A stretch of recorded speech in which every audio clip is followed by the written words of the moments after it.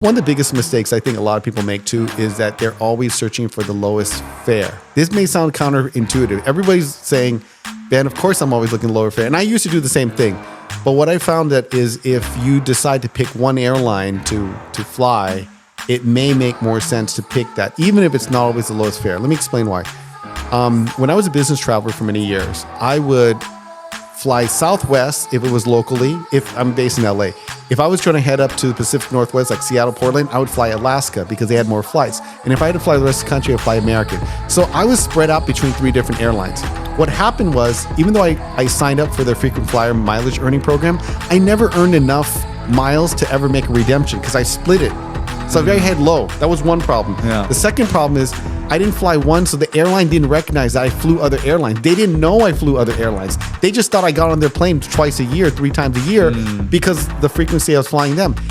I got on a plane one time, and I was sitting in the extra cabin. I had that main cabin extra seat, and the guy sitting next to me, we started talking.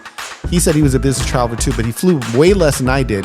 But what happened was this. It was a day that kind of changed my life. The gate agent came through. We were about to take off. She comes through and she asks the guy sitting next to me, "Excuse me, are you so-and-so?" And he says, "Yes." And then she takes his ticket and hands him another ticket and says, "You can move up to 1A, up the first row in first class."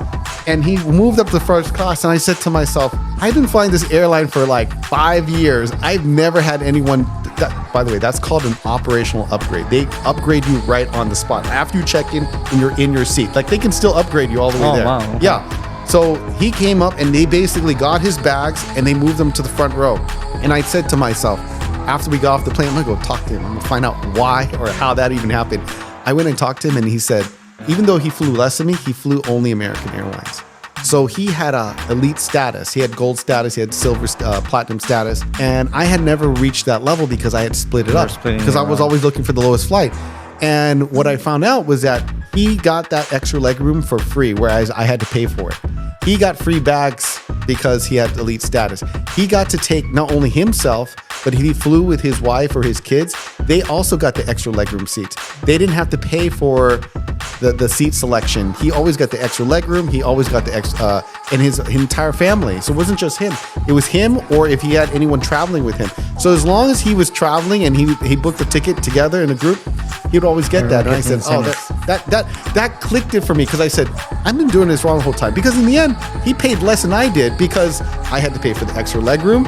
I had to pay for seat selection. I had to pay for the bag. I didn't have I mean, it was just like a whole folly of things that people who don't fly enough, they don't realize.